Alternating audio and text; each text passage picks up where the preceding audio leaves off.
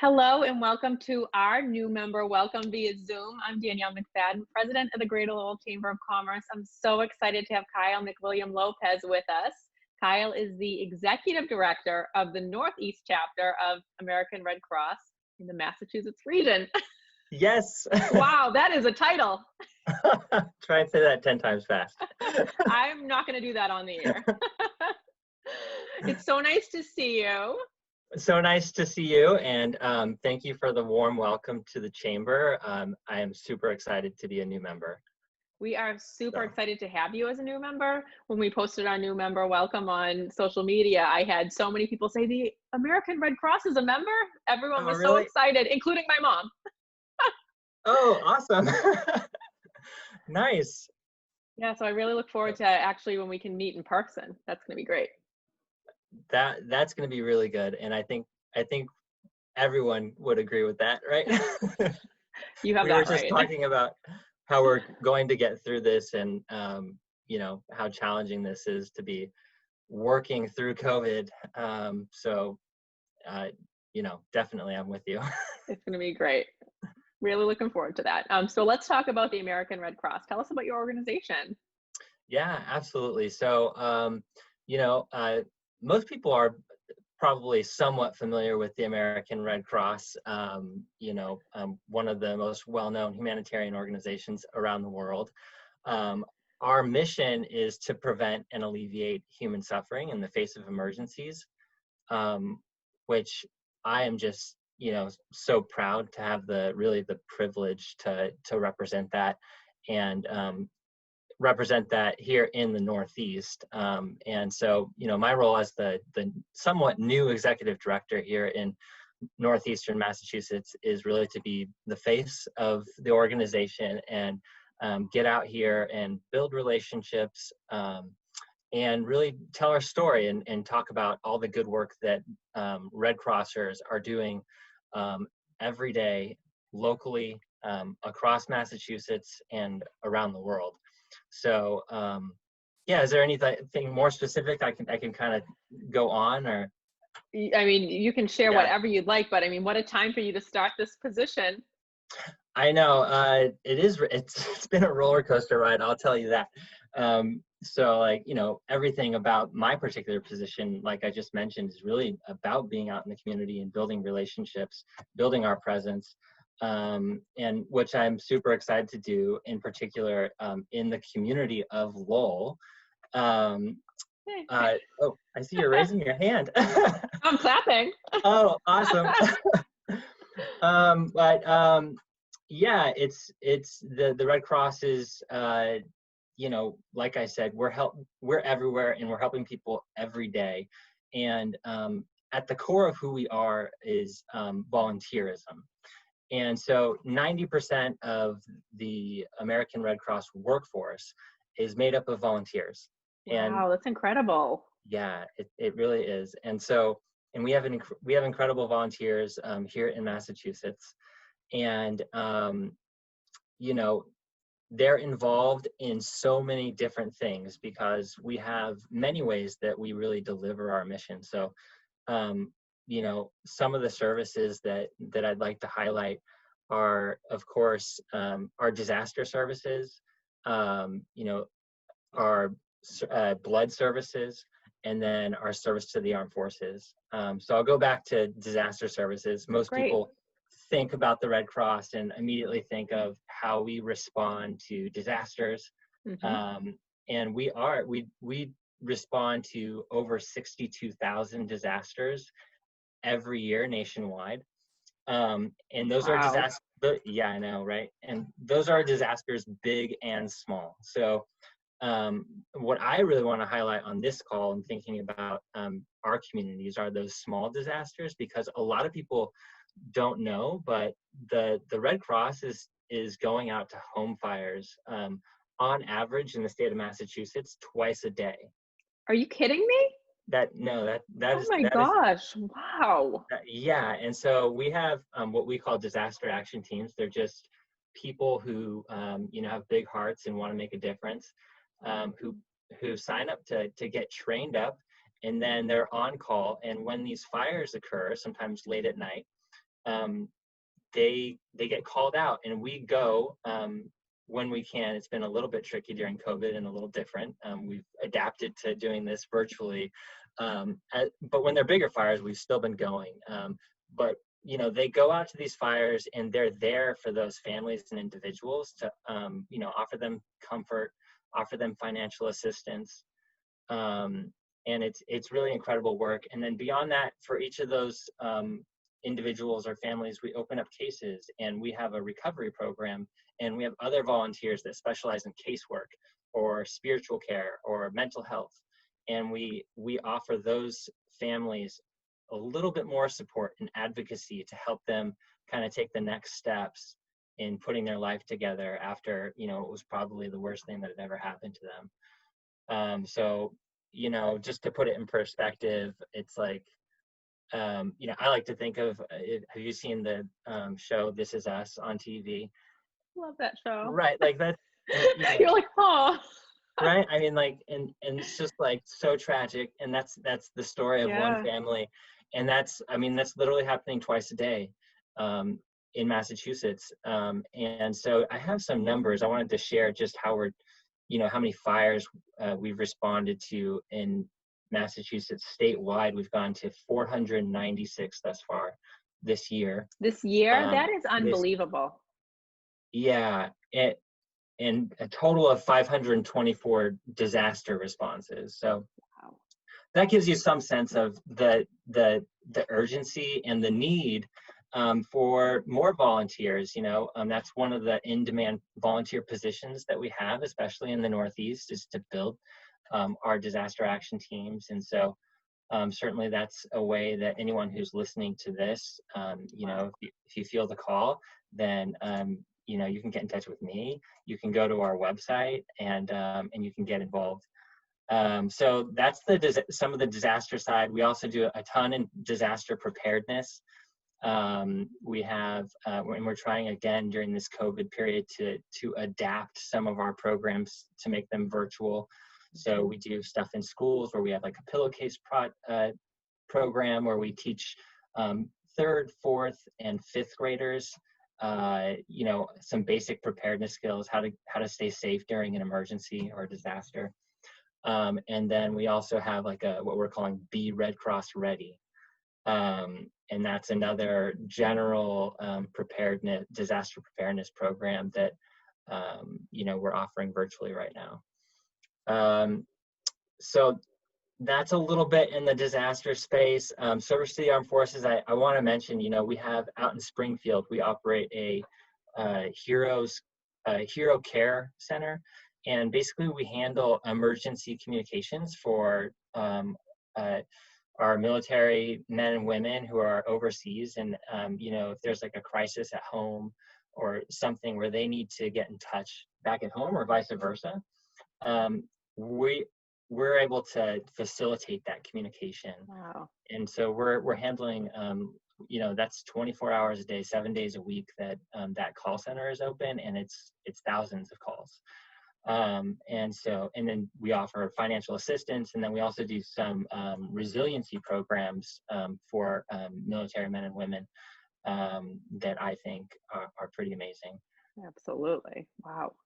Yeah, and then the third line of service that I mentioned early on was blood services, and that's probably the next most common thing that someone thinks of when they think of the Red Cross. And blood donations is a huge thing, and the need for blood is constant. We're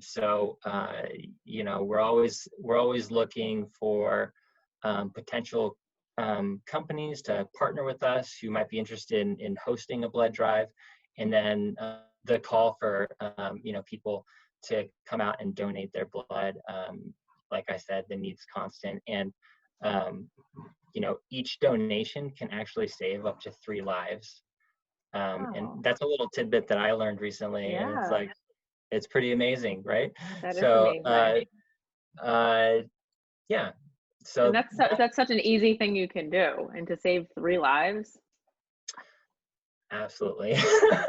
Yeah. Go to redcrossblood.org and you can, we're encouraging everyone to try and schedule appointments out in advance, especially during COVID, because we've had to, due to social distancing and everything like that, we're trying to make these as safe as possible. So we're staggering our appointments, and you can't just show up at a blood drive like, maybe you used to be able to do. Yeah. Right now, everyone has to schedule their appointment, and yeah, it's an easy way to make a big difference. So Excellent. So we've talked a little bit about how people can help, but let's dive a little bit more into that. oh, okay. Yeah. So again, the biggest way to help out is to really consider volunteering for the Red Cross. There are many ways that you can get involved in all the lines of service that I mentioned. Go to our website, redcross.org/local/Massachusetts.html, or you could just Google Red Cross Massachusetts and you'll probably find it. Or I'll put it in the post. I'll make it really easy. Okay. That's great. The call for people who want to make a difference is huge. And then also, the other big part of our mission is really we deliver our mission through the generosity of donors. So, financial donations are definitely encouraged, and we can do all the amazing life-saving work that we do every day without that generosity. So excellent. And I know now is a time that everybody's thinking about how they can help others. Let's talk a little bit about what the Red Cross has been doing during COVID-19. I know, and such a challenging time for everyone, and sort of what has been happening on our end. When COVID struck, we were immediately hit with a severe blood shortage, and so that was top of our minds. And I was making phone calls every day to our elected officials, and thanks to a lot of them, they really leaned in and helped open doors. We experienced a wave of cancellations for our blood drives, which really jeopardized the blood supply. And the Red Cross supplies nationwide 40% of the blood. Wow. So if you can imagine, at the hospitals, it's huge. And so we were actually able to stabilize the blood supply and sort of get through that period. But really, like I said earlier, that need is constant. So, in terms of navigating that now, I'm still actually looking and hoping to connect with folks locally about potential new sites where we could host blood drives. And I would love to have that conversation with anyone who's interested. And then another big need in this, unprecedented time has been food insecurity, as I'm sure you're aware. And the Red Cross has been playing a small role to help out in some of the communities. We've been distributing food. And so in Lynn and Salem, we helped with some food missions, and then we did it again for a few weeks in Lawrence. And then we actually have been helping here in Lowell as well. I think actually today was one of the last food missions that we did. But just helping get food from point A to point B.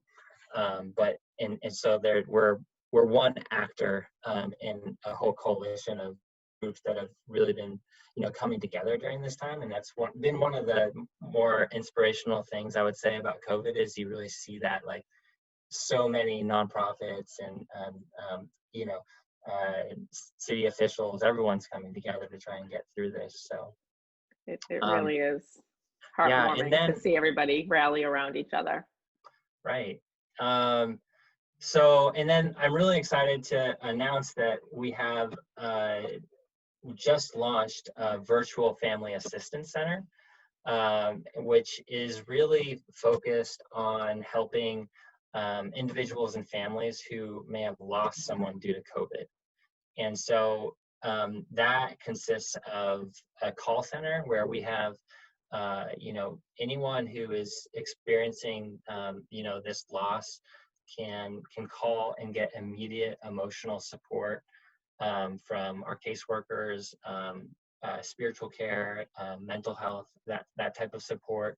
And then also they play a role in trying to connect whoever's calling with local resources. And so we've built out a website. This is not just in Massachusetts. I should say this is a national program that the Red Cross is working on. But we here in Massachusetts have connected with local actors, and we're doing our best to bring in the local resources into our website, and that's the virtual family assistance center part, where anyone who's struggling can go to the website and kind of search around and see what might be of some benefit to them. What else? There's also safety information on there, safety information. And during this COVID-19 time, I believe we have information in 8 different languages. Wow, that's great. Which is pretty good, right? And if you're out there and you're listening to this and you know someone who could benefit, who needs help, you can go to our website, and there's a little section in the upper right hand corner that says Get Help, and that's a button that you press, and then you'll see the link that says Virtual Family Assistance Center. We're going to include that link too. What a great resource, and I'm sure so many people will be taking advantage of that. I hope so. It is really good. So you've kind of blown my mind a little bit with that, like everything that you do. Because like you said, really? I mean, some of the I associate disaster relief and obviously the blood drives, but you gave me so much more insight into what the organization does, and it's pretty incredible. It is. That's why I said I really am proud, and obviously it's a lot, right, that we do, and so truly, I am blown away. That's why when I talk to volunteers that are coming into the organization and they're kind of perusing the menu of potential opportunities, it's like the sky's the limit if you really want to get involved. And my experience with the Red Cross, I'm relatively new with the organization. I've been with the organization for 2 years, and I started down in Florida as part of a Hurricane Irma recovery program. So that was just like we were out there making sure that assistance got to people who needed it most after the hurricane blew through, and they had months had gone by and they needed assistance, and we were out there helping them. I'm just trying to get to my experiences with the disaster side, and as someone who's interested in disaster, you can come into this organization, not only get involved locally with something like the disaster action team, but if you really had the time and the will and the energy, you can train up, and if you want to go deploy and be a part of some effort to help people who are hit by a hurricane or a wildfire across the country, that opportunity is available to you. It's amazing what Red Crossers do. That is incredible. You can tell that you're so proud despite your expressions. It's great. Awesome. So I will include the links to everything that you talked about. That way people can find it really easily. But is there anything else you want everybody to know about American Red Cross? I think we just about covered a good amount of information, and I'll just give my email address. If people want to email me, even my cell phone, if you want to call me, that's fine. I'm available. So it's kyle.lopez2, the number 2, at redcross.org. So kyle.lopez2 at redcross.org. And then my phone number is 617-467-8859. And I'd love to hear from you. So looking forward to building relationships out in Lowell. So happy to be a new member at the Chamber. And I've been perusing some of the upcoming events, Danielle, and hopefully I'll be able to participate soon. Well, we would love that. Again, we welcome you. So excited to have you as a new member. I already love the rapport that we're starting to build. You seem like you're going to be so much fun to work with, but also while getting the important stuff done. So we want to keep that in mind. Well, thank you. Awesome. Well, thank you. And thank you all for watching this video and for learning more about Kyle and the American Red Cross. And we invite you to check out all the information that we're going to include in this post. So thank you, everybody. Thanks, Kyle. Thanks. Bye. Bye.